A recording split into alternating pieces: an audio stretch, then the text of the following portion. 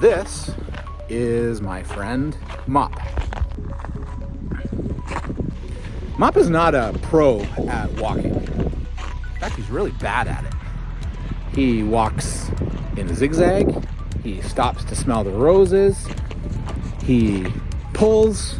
There's nothing about walking him that's easy. He doesn't have any boundaries. And so when we talk about youth culture and we talk about youth having boundaries, it's pretty much like walking a puppy. Teenagers haven't really figured out how to have that healthy boundary life. And Mop wants to explore everything. He wants to run, he wants to smell, he wants to stop. Just check everything out. And youth and teenagers are no different. Come on. They want to check out social media. They want to check out friendships. They want to check out trends. They want to check out everything. And some of the things that's pulling them from all sorts of different directions in life, some are helpful and some just aren't. And when we talk about boundaries and youth exploring stuff, it's often not rebellion. It's usually curiosity. And they're trying to understand the world by stopping and engaging with everything. Figuring out what they like, what they don't like, what's dangerous, what's safe, just like Mop. And that is when their boundaries get messy. Sometimes they don't know when to stop. Sometimes they don't know where the safe line is. And that's what we tend to do, is to help them figure that out. Come on. Come on. Adults sometimes see this and say, why don't teenagers just listen? Why don't they just do what we tell them to? Sometimes older adults try and force what they want on young people, and it turns out not the way they wanted it to. It turns out in a negative situation.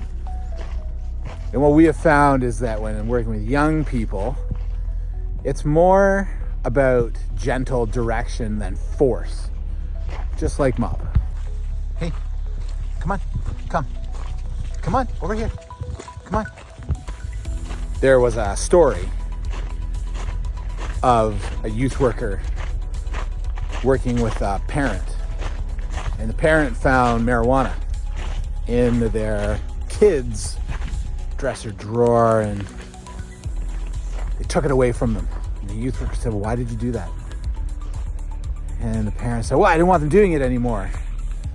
And the youth worker said to the parent, you know, you've just pushed them into getting more drugs, something maybe even harder. What you should have done is sat down and talked about why they're doing it. What's the reason behind it? Maybe suggesting that there's other ways to deal with life and drugs. And sure enough, that youth worker was right. That kid was right out there getting more stuff, getting more in trouble. It's hard when we see parents and older people just trying to force things in their direction. But oftentimes it's more about gentle direction. Come on, Mop. Hey, come on, come, let's go. Hey, come on, let's go.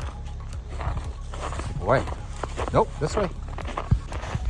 I mean, we're trying to teach Mop here how to be safe and how to be a confident walker. And we're not quite there, but over time, Mop will pick it up. See, youth want direction.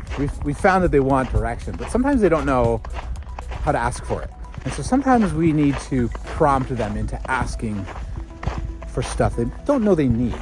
And so when we walk with teenagers, when we challenge them in life, we try and keep them close. That's what mentorship or discipleship is all about. It's It's about having that safety and confidence while teaching them what life is like. And that's a really good metaphor. That's what Jesus did with the disciples. He walked closely with them, but gave them enough space to try and figure things out on their own. And so it is with teenagers in youth work and mentorship. It's okay to have that leash. It's okay to have that relationship. And we want close relationships. That's what youth work and mentorship is all about, right? Having that ability. Because when I shorten the leash a little bit, Mop walks with me just fine and he starts to get it. Mop, let's go. Come on. Come on. Good boy. And that really is what it boils down to with being a youth worker, working with teenagers. It's about walking with them, walking side by side, teaching them about life, teaching them about our experiences. There's a squirrel here and Mop can't even chase it, but he's allowed to look, he's close, he's curious, but he's close. He's checking things out. But this is as far as he's gonna get. I'm teaching him boundaries. I don't want him running into the creek. I don't want him running down there, but he's allowed to check it out. I know that it's not safe for him to go down there, but he's allowed to check it out. Come on, let's go. And so when it comes to boundaries, we got to give teenagers the space to check things out. We have to give teenagers the ability to have freedom to know what their life is all about, to know what their life is like, but they need it modeled. They need it modeled by people older than them with more experience. Maybe we saw something that a teenager was doing and we did it even worse and we royally screwed it up. This is our chance to tell our story about how we screwed it up, the result, the consequence.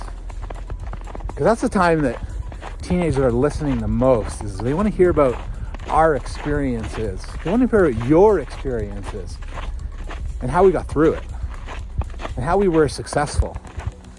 Again, it's about safety and confidence to know how to do life on your own and be successful.